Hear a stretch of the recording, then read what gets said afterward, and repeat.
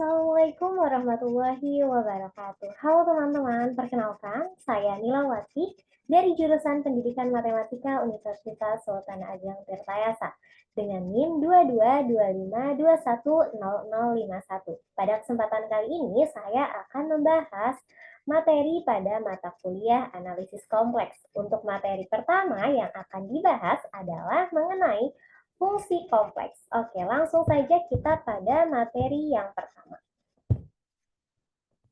Nah, fungsi kompleks ini didefinisikan misalkan D adalah himpunan titik pada bidang Z. Fungsi kompleks F adalah suatu aturan yang memasangkan setiap titik Z anggota D dengan satu dan hanya satu titik W pada bidang W-nya, sehingga yaitu W, Z, W. Nah, fungsinya dapat ditulis W sama dengan FZ. Nah, himpunan D ini disebut domain dari F atau daerah asalnya, ditulis DF, dan FZ disebut nilai dari Z oleh F.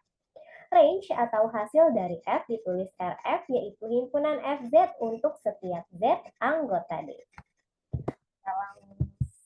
Nah, jika terdapat Z-nya itu X ditambah Y atau dalam bentuk bilangan kompleks, maka fungsi FZ-nya ini dapat diuraikan menjadi W sama dengan U dikali X, Y ditambah dengan I dikali V dikali X, Y.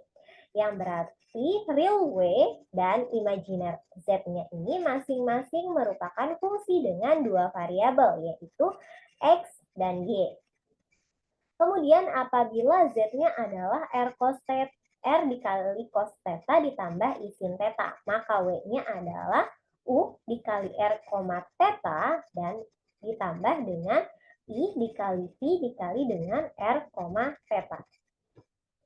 Nah, langsung saja di sini ada contoh soalnya. Contoh soal yang pertama di sini soalnya adalah tuliskan FZ sama dengan 2Z kuadrat dikurangi I dalam bentuk U dan P. Jadi kita mencari bentuk U dan P-nya ya teman-teman. Nah, di sini kita misalkan terlebih dahulu Z-nya adalah X ditambah Y atau dalam bentuk bilangan kompleks. Nah, maka kita akan substitusikan pemisalan Z ini pada fungsi yang kita miliki, pada 2Z kuadrat dikurangi I. Nah, kita substitusikan Z-nya sehingga di sini 2X ditambah Y kuadrat dikurangi dengan I. Nah, kita uraikan X kuadrat ditambah Y kuadrat menjadi X kuadrat ditambah 2XY dikurangi Y kuadrat. Nah, dikurangi dengan I. Nah, sehingga kita peroleh hasilnya adalah 2X kuadrat dikurangi Y kuadrat. Nah, kita tambahkan X kuadrat dan Y kuadratnya. Kemudian untuk 2XY-nya kita pisahkan. Kita kalikan dulu dengan 2. Jadi 4XY. Kemudian kita pisahkan. Karena sama-sama memiliki variabel I. Jadi hasilnya adalah I 4XY dikurangi 1. Nah, dari hasil ini kita dapat mengetahui U dan P-nya. U-nya adalah real dari FZ-nya ini, yaitu 2 dikali X kuadrat dikurangi Y kuadrat. Kemudian P-nya adalah imajinernya, yaitu 4XY dikurangi dengan 1. Selanjutnya di sini ada contoh soal berikutnya. Nah, contoh soal yang kedua ini bentuknya adalah Z sama dengan R cos theta, R dikali cos theta ditambah I sin theta. Kita akan menentukan untuk FZ-nya adalah Z kuadrat ditambah I. Maka langkah pertama sama seperti sebelumnya, kita akan substitusikan terlebih dahulu nilai Z-nya pada fungsi yang kita miliki. Maka di sini Z kuadrat ditambah I. Kita substitusikan Z-nya yaitu R cos theta ditambah I sin theta kuadrat. Kita uraikan. Nah, di sini terdapat kekeliruan ya teman-teman, karena kita sudah kuadratkan, maka kita tidak perlu untuk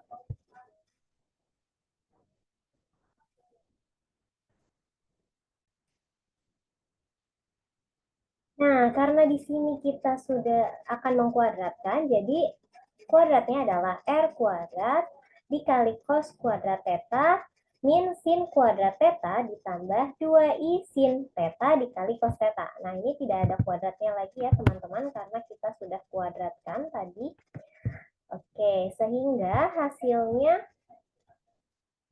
adalah di sini R kuadrat cos kuadrat theta dikurangi sin kuadrat theta ditambah R kuadrat dikali I sin 2 theta ditambah dengan I. Nah, karena ini di sini kita sama-sama memiliki variabel I, maka kita sederhanakan bentuknya menjadi 1 ditambah R kuadrat sin 2 theta dikali dengan I. Nah, setelah kita menyelesaikan di sini, maka kita dapat menentukan nilai U dan V-nya. Nah, nilai U-nya adalah yang depan ini, R kuadrat dikali cos kuadrat theta dikurangi sin kuadrat theta. Kemudian nilai V-nya adalah yang terdapat imajinernya itu, yaitu 1 ditambah R kuadrat sin 2 theta. Nah, di sini selanjutnya yaitu materi mengenai limit fungsi. Misalkan W sama dengan FZ terdefinisi pada daerah D, kecuali di Z0 atau titik Z0 di dalam D atau pada batas D. Nah, limit FZ ini adalah W0 untuk Z mendekati Z0. Jika untuk setiap epsilon lebih dari 0, terdapat sigma lebih dari 0, sehingga FZ-nya, nilai mutlak FZ dikurangi W0 kurang dari epsilon. Kemudian apabila mutlak Z dikurangi Z0 kurang dari 0 dan lebih dari 0 dan kurang dari sigma, ditulis limit Z mendekati Z0, FZ sama dengan W0. Nah, di sini ada contoh soal dari limit fungsi. Nah, kita akan soalnya di sini buktikan bahwa limit Z mendekati 2. Nah, limitnya itu 2Z kuadrat dikurangi 3Z dikurangi 2 per Z dikurangi 2 sama dengan 5. Nah, kita misalkan terlebih dahulu, misalkan diberikan bilangan epsilon lebih dari 0. Nah, kita akan menentukan sigmanya lebih dari 0, sedemikian sehingga yaitu Z dikurangi 2 lebih dari 0 dan kurang dari sigma. Kemudian untuk 2Z kuadrat dikurangi 3Z dikurangi 2 per Z min 2 kurang dari 5 kurang dari epsilon untuk Z-nya tidak sama dengan 2. Karena jika Z-nya sama dengan 2, maka hasilnya di sini pembagiannya adalah dia akan dibagi dengan 0. Jadi kita tidak dapat menentukan hasilnya. Nah, kita selesaikan di sini. 2Z kuadrat dikurangi 3Z dikurangi 2 per Z min 2 dikurangi 5 kurang dari epsilon. Nah, kemudian kita sederhanakan untuk pembilangnya menjadi 2Z ditambah 1 dikali dengan Z dikurangi 2. Kemudian di sini kita ada dikurangi 5. Kemudian langkah selanjutnya kita tambahkan 5-nya ke dalam sini. Nah, sehingga seperti ini. Karena ini sama, kita dapat hapus Z min 2. Kemudian pembilangnya juga Z min 2. Sehingga tersisa 2Z ditambah 1 dikurangi 5. 1 dikurangi 5 itu 4. Nah, di sini kita dapatkan hasilnya itu 4. Nah, setelah itu kita uraikan. Jadi 2 dikali Z dikurangi 2. Nah, ini hasilnya sama dengan yang di atas, yaitu 2Z min 4. Nah, ini kurang dari epsilon, maka hasilnya di sini Z min 2 kurang dari epsilon. Nah, 2-nya pindah ke sini, berarti epsilon per 2. Nah, ini menunjukkan bahwa sigma sama dengan epsilon dibagi 2 ini telah kita dapatkan.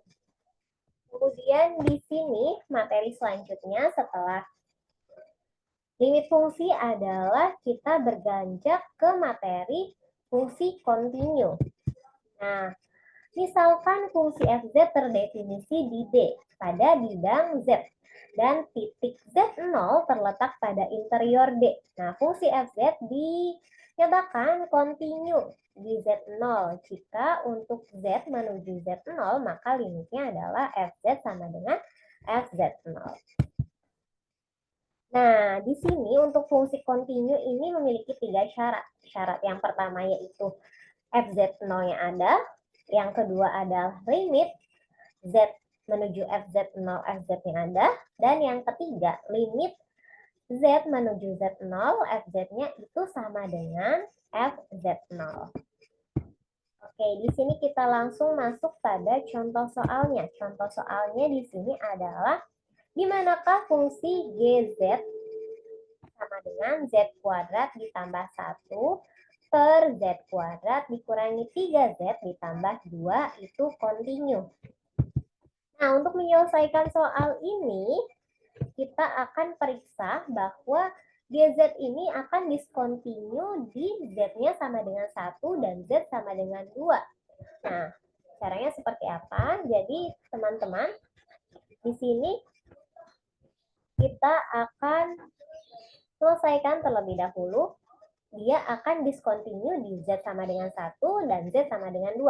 Kita coba substitusikan dulu z-nya sama dengan 1. Maka hasilnya adalah penyebutnya menjadi 1 ditambah 1 yaitu 2. Kemudian di sini z kuadrat menjadi 1 kuadrat dikurangi 3z. 1 dikurangi 3. Berarti 2 ditambah min 2 ditambah 2. Nah, penyebutnya menjadi 0 sehingga kita tidak dapat menyelesaikan. Berarti dia diskontinu untuk z sama dengan 1. Kemudian untuk z sama dengan 2. Kita substitusikan 2 berarti pembilangnya adalah 2. Berarti untuk pembilangnya adalah 2 dikali 2. 2 dikali 2 kuadrat ditambah 1. Hasilnya 5. Kemudian untuk penyebutnya 2 kuadrat itu 4 dikurangi 3 dikali 2 min 6.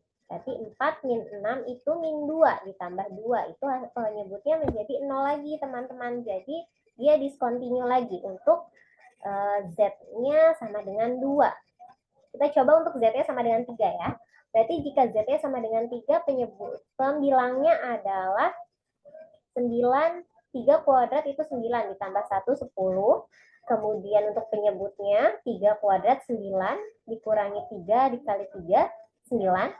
Nah, jadi 9 min 9, 0 ditambah 2. Berarti penyebutnya adalah 2. Kemudian tadi pembilangnya adalah 10. Jadi 10 dibagi 2 itu 5. Nah, sehingga dia bisa kontinu teman-teman jika z-nya sama dengan 3. Nah, sehingga fungsi gz ini dapat disimpulkan. Fungsi gz ini akan kontinu pada daerah z untuk mutlak z-nya lebih dari 2. Oke, teman-teman. Oke, kita lanjut lagi. Materi berikutnya yaitu mengenai turunan. Oke, di sini ada definisi dari turunan. Jika diberikan f adalah yang didefinisikan pada daerah D dan Z0 anggota D. Jika diketahui bahwa nilai limit Z menuju Z0-nya adalah Fz dikurangi Fz0 dibagi Z dikurangi Z0 ada, maka nilai limit ini dinamakan turunan atau derivatif. Nah, fungsi f di titik Z0 notasinya adalah f aksen Z0. Nah, ini untuk notasi dari turunannya ya, teman-teman. Kemudian jika f aksen Z0 ada, maka f dikatakan terdiferensial di Z0 dengan kata lain f aksen Z0-nya adalah limit delta Z menuju 0, delta f per delta Z sama dengan limit delta Z menuju 0, Fz dikali Z0 ditambah delta Z dikurangi dengan Fz0 dibagi dengan delta Z. Nah, jika F terdiferensial di semua titik pada D, maka F terdiferensial juga pada D. Nah, kemudian pada materi ini, di sini ada syarat dari Cauchy-Riemann. Nah, syarat yang diperlukan agar fungsi f terdiferensial di Z0 sama dengan X0 ditambah Y0 adalah syarat Cauchy-Riemann yang menghubungkan derivatif-derivatif parsial tingkat pertama dari fungsi bagian real dan fungsi bagian imajiner dari f. Kemudian, yang kedua, untuk syarat Cauchy-Riemann pada koordinat kutub. Nah, syaratnya adalah jika fz-nya adalah u dikali x, y ditambah i dikali v x, y dapat diilustrasikan dengan koordinat kartesius. Maka menggunakan hubungan x sama dengan r cos t dan y sama dengan r sin t, diperoleh z-nya adalah R cos P ditambah I sin P, sehingga FZ-nya adalah U dikali R, P, kemudian IV-nya adalah IV dikali R, P dalam sistem koordinat kutub. Nah, koordinat kutub ya teman-teman yang kedua ini. Kemudian di sini ada teorema 3.2.1 untuk syarat Cauchy-Riemann. Nah, jika fz-nya adalah u dikali x, y dan i dikali v dikali x, y-nya terdiferensial di z0 sama dengan x0 ditambah y0 ya teman-teman, di sini kurang i-nya. Harusnya y0. Nah, maka u x, y dan v x, y mempunyai derivatif parsial pertama di x0 dan y0. Dan di titik ini dipenuhi persamaan Cauchy-Riemann, yaitu do u per do x sama dengan do v per do y. Nah, ini yang pertama. Dan do u per do y sama dengan min do v per do x. Nah, derivatif f di Z0 dapat dinyatakan dengan f aksen Z0 sama dengan ux dikali x0, y0, kemudian IV dikali x0, y0, maka fz-nya adalah u, x, y, dan IV-nya x, y tidak terdiferensial di Z0, x0, ditambah y0. Nah, kemudian untuk teorema 3.3.1 mengenai Cauchy-Riemann yang koordinat kutub itu jika fz u dikali r, p ditambah iv r, p terdiferensial dan kontinu pada suatu sekitar r0 ditambah f0 ditambah v0, dan jika dalam sekitar tersebut di sini ada UR, UP, PR, PP. Ada, nah nilainya ada, dan continue di R0 ditambah V0. Dan memenuhi Cauchy-Riemann, yaitu di sini Cauchy-Riemann-nya adalah do U per do R ditambah sama dengan do U per do R-nya adalah sama dengan 1 per R dikali do V per do P, dan do V per do R-nya adalah 1 per R dikali do V per do P.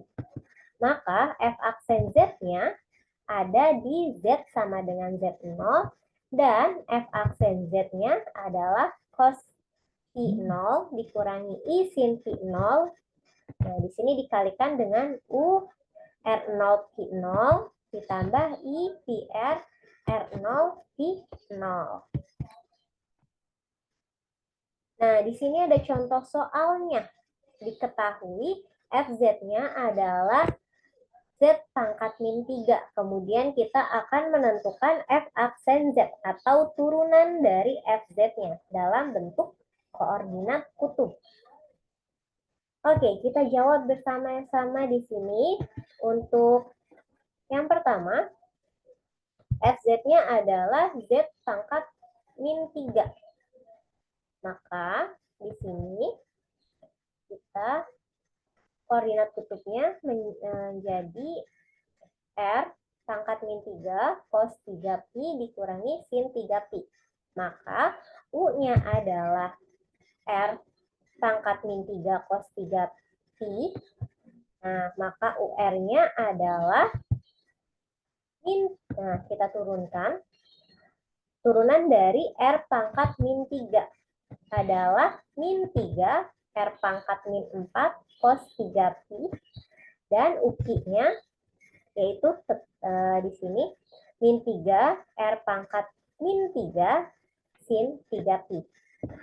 Kemudian untuk Pi-nya yaitu R pangkat min 3 ini R pangkat min 3 sin 3pi, sehingga PR-nya adalah turunan dari R pangkat min 3 yaitu 3 R pangkat min 4 sin 3pi, dan Pi-nya adalah min 3 R pangkat min 3 turunan dari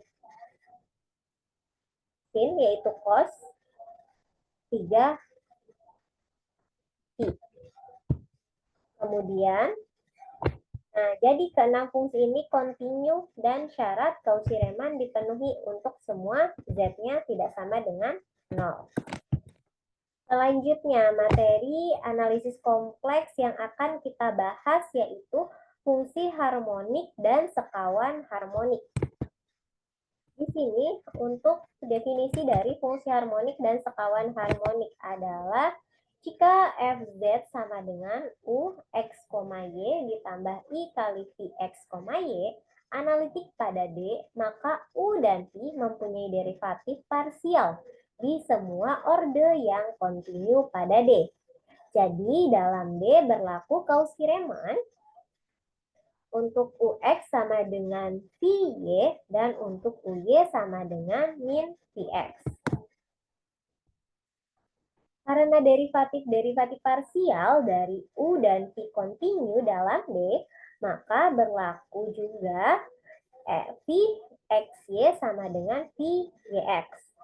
Nah, jika dalam Ux sama dengan Vy dan Uy sama dengan min Vx diderivatifkan parsial terhadap X dan Y, maka untuk semua X, Y anggota D akan berlaku, nah ini teman-teman, akan berlaku UXX ditambah UYY sama dengan 0, kemudian VXX ditambah VYY sama dengan 0. Nah, selanjutnya di sini jika F analitik pada D, maka U dan P pada D memenuhi persamaan diferensial Laplace dalam dua dimensi, yaitu do kuadrat P per do X kuadrat ditambah do kuadrat P per do Y kuadrat akan sama dengan 0. U dan P di mana Fz sama dengan U dikali X, Y ditambah I dikali V kali X, Y analitik pada suatu domain, maka Fz akan harmonik pada domain tersebut. Nah, dua fungsi U dan P ini sedemikian sehingga Fz sama dengan U dikali X, Y, kemudian I dikali V dikali X, Y analitik dalam suatu domain dinamakan dua fungsi yang harmonik konjugat dalam domain itu. Di sini ada contoh soalnya untuk fungsi harmonik sekawan. Nah, soalnya di sini misalkan U X, Y sama dengan Y pangkat 3 dikurangi 3X pangkat 2Y. Nah, kita akan menentukan fungsi harmonik sekawan dari U ini. Nah, di sini kita memiliki UX-nya adalah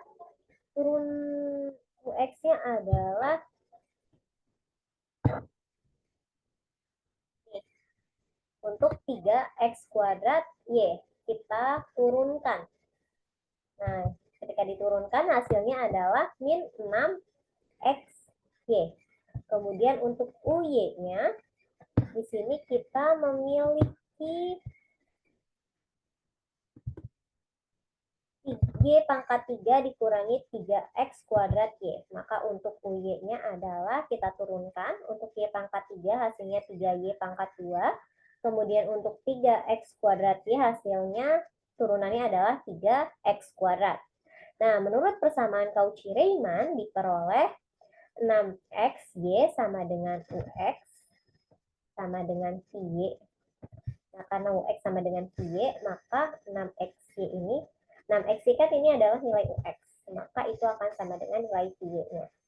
Sehingga untuk Vx, Y-nya adalah integral dari UX-nya. UX-nya adalah min 6XY. dy, kemudian kita selesaikan di sini, maka integralnya adalah integral dari min 6xy adalah min 3xy kuadrat ditambah dengan hx. Nah, ini adalah persamaan yang pertama. Atau dx-nya juga yaitu min 3y kuadrat ditambah h aksen x. Nah, syarat persamaan Cauchy-Riemann yang kedua harus dipenuhi, yaitu untuk UY sama dengan min Px. Berarti yang ini. Sekarang kita kerjakan yang itu. Nah, di sini berarti UY-nya tadi adalah 3Y kuadrat dikurangi 3X kuadrat. Nah, di sini kita selesaikan. Min 3Y kuadrat ditambah H aksen X.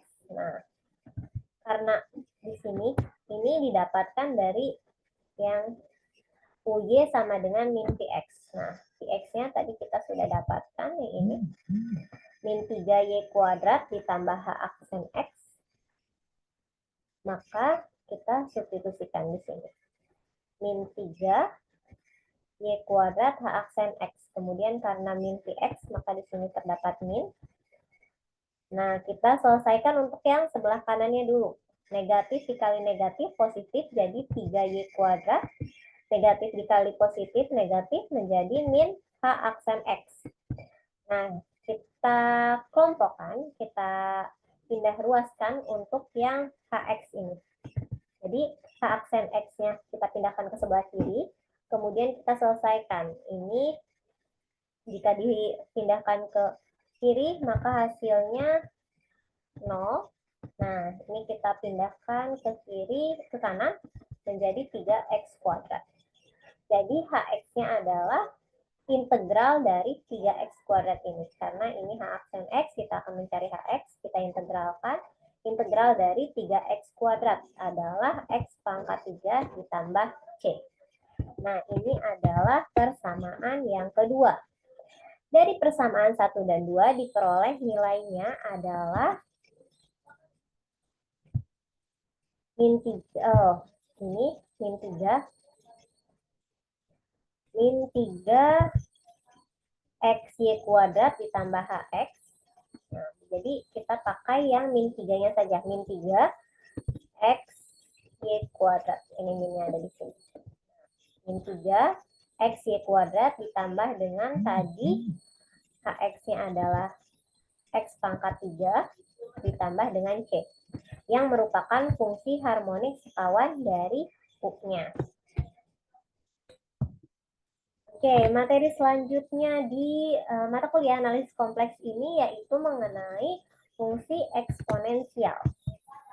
Nah, definisinya dari fungsi eksponen pada bilangan kompleks adalah merupakan perluasan dari fungsi eksponen pada bilangan real.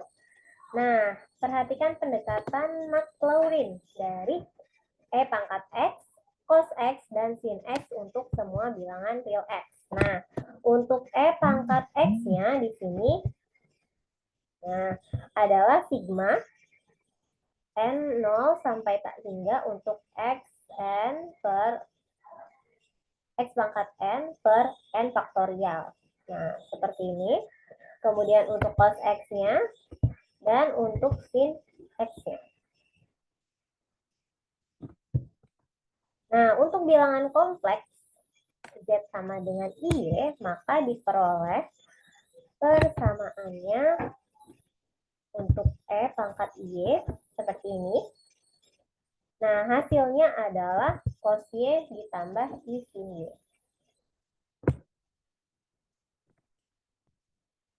Di sini kita ada sifat-sifat untuk fungsi eksponen.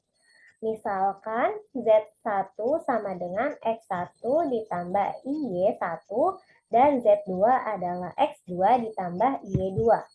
Maka bentuk eksponensialnya ada 6 di sini. Untuk yang pertama, untuk E pangkat Z1, E pangkat Z2, nah, karena ini perkalian, maka pangkatnya kita jumlahkan. Kemudian untuk pembagian, maka pangkatnya kita kurangi. Nah, jika perpangkatan seperti ini, dalam kurung kemudian ada pangkat lagi, maka kita kalikan menjadi perkalian. Nah, kemudian untuk ini, E pangkat Z ditambah 2K PI, maka menjadi E pangkat Z2. Nah, kemudian untuk E pangkat Z M per N, maka dia menjadi bentuk E pangkat Z ditambah 2K PI per dikali M per N. Nah, selanjutnya di sini untuk yang terakhir seperti ini. Nah, selain sifat-sifat dari eksponensial, di sini ada rumus dari Euler. Nah, untuk rumus dari Euler ini, tadi yang kita sudah lihat di awal, di mana E pangkat Y itu hasilnya akan sama dengan cos Y ditambah I sin Y. Sehingga jika Z sama dengan X ditambah Y, maka E pangkat Z-nya adalah akan sama dengan E pangkat X dikali cos Y ditambah I sin Y. Dalam bentuk polar, jika Z-nya sama dengan R cos theta ditambah I sin theta, maka dapat ditulis menjadi Z sama dengan R dikali E pangkat I theta. Nah, sehingga dari rumus Euler akan diperoleh E pangkat 2 PI sama dengan 1, E pangkat Pi I per 2 sama dengan I, kemudian untuk E pangkat Pi akan menjadi min 1, kemudian untuk E pangkat min Pi I per 2, hasilnya adalah min Pi, dan untuk E pangkat min Pi per I hasilnya juga adalah min 1.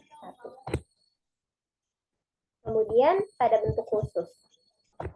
Di sini jika Z-nya adalah bilangan real untuk Z sama dengan X ditambah I0, maka E pangkat Z-nya adalah sama dengan E pangkat X dikali cos theta ditambah I sin theta. Cos 0 ditambah I sin 0 untuk sama dengan E pangkat X. Kemudian jika Z sama dengan Y sama dengan 0 ditambah Y, maka E pangkat Z-nya akan sama dengan E pangkat Y, akan sama dengan E pangkat 0 ditambah Y, akan sama dengan E pangkat 0 dikali cos Y ditambah I sin Y, akan sama dengan cos Y ditambah I sin Y. Nah, berarti ini hasilnya. Ketika E pangkat Z akan sama dengan cos Y ditambah I sin Y. Dan yang terakhir, jika Z-nya adalah X ditambah Y, maka E pangkat Z-nya akan sama dengan E pangkat X dikali cos Y ditambah I sin Y, akan sama dengan E pangkat X dikali cos Y. Nah, ini yang perlu kita ingat. Nah, selanjutnya di sini ada contoh soalnya. Contoh soalnya, tentukan solusi dari E pangkat Z sama dengan min 3 ditambah 4I.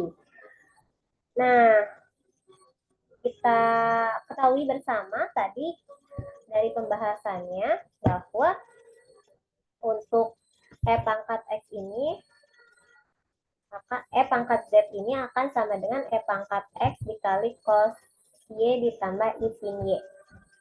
Di mana sama dengan min 3 ditambah 4I, ini terdapat dari soal. Kemudian kita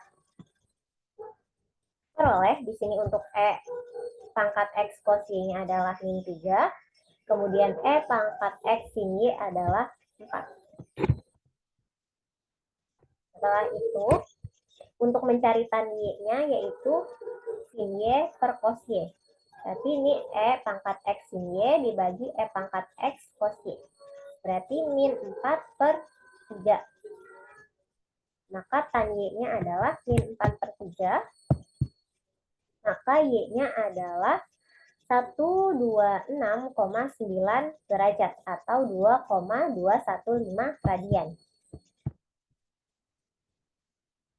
Nah, kita peroleh sin Y-nya adalah 0,8 dan cos Y-nya 0,6.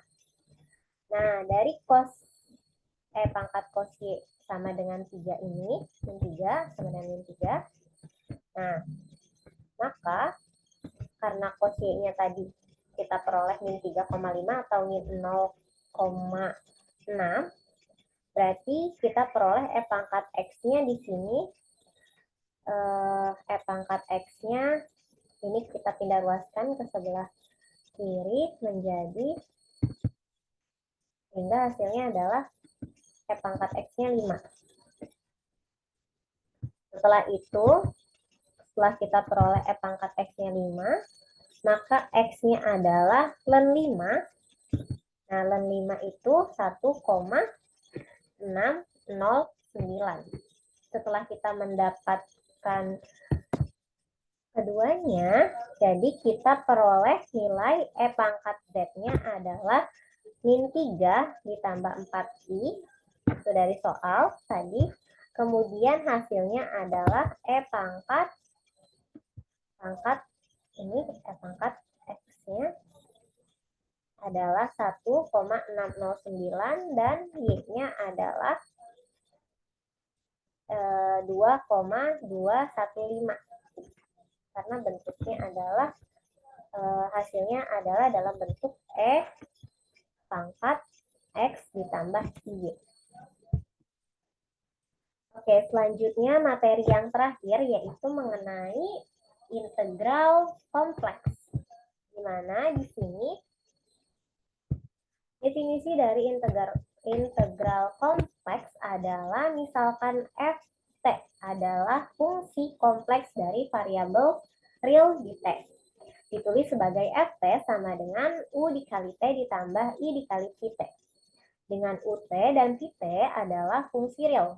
Jika Ut dan Vt kontinu pada interval tertutup, maka T kurang dari sama dengan A dan lebih T kurang dari sama dengan B dan lebih dari sama dengan A, maka integral A sampai B Ft dt akan sama dengan integral A sampai B Ut dt ditambah dengan integral A sampai B Vt dt.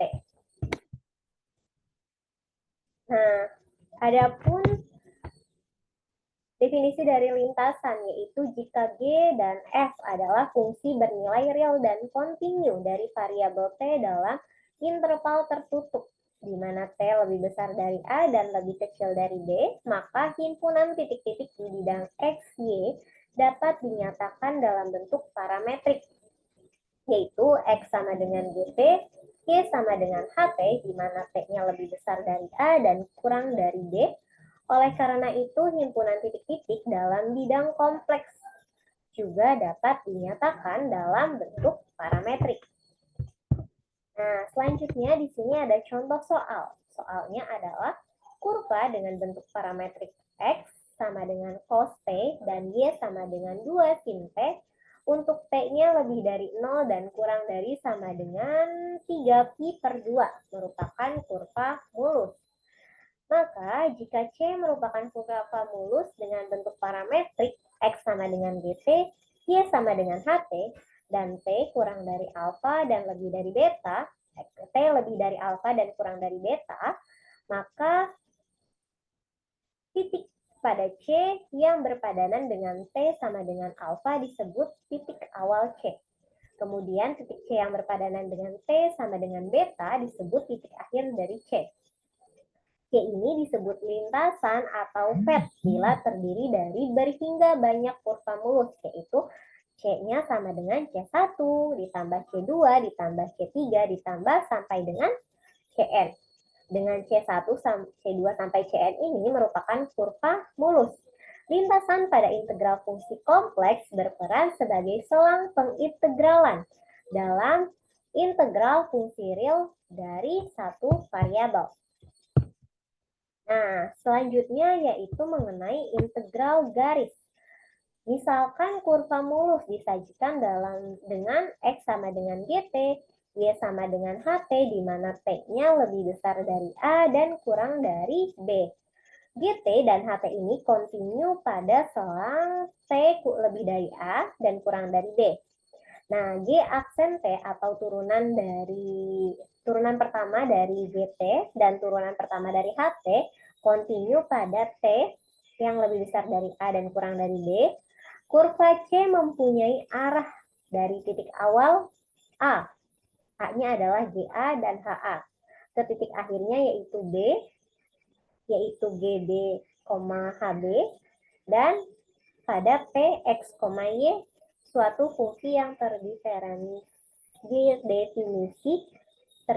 di C. Oke, selanjutnya yaitu materi mengenai integral lintasan kompleks. Nah, di sini diberikan fungsi fz sama dengan ux, y ditambah i kali pi x, y. Dengan u dan pi, fungsi dari t yang kontinu. Sepotong-potong pada t lebih besar dari a dan kurang dari b. Integral fungsi fz sepanjang lintasan c dengan arah dari z sama dengan alfa sampai z sama dengan beta adalah integral alfa sampai beta untuk fz dz akan sama dengan integral alfa sampai beta f, di mana f-nya di sini gt ditambah h dikali it, kemudian g aksen t ditambah h ditambah i kali ht dt. Nah, di sini ada contoh soal. Contoh soalnya adalah hitunglah integral dari C, fz, dz, dan C adalah parabola, yaitu Y sama dengan X kuadrat. Dari 0 sampai I ditambah 1 jika fz-nya sama dengan real dari Z. Untuk menyelesaikannya, yang pertama di sini kita ketahui bahwa C-nya adalah parabola. Dengan Y sama dengan X kuadrat dari 0 sampai I ditambah 1. Maka kita peroleh untuk ZT-nya adalah T ditambah I T kuadrat. Dengan T-nya adalah lebih dari 0, lebih dari sama dengan 0, dan lebih dari sama dengan 0, dan kurang dari sama dengan 1. Kemudian untuk FZT-nya, kita ketahui bahwa dia adalah real Z, T, maka akan sama dengan nilai T-nya. Oke, di sini kita ketahui untuk Z-nya adalah dz per dt. Sama dengan 1 ditambah 2 IT. Nah, ini adalah turunan dari Z.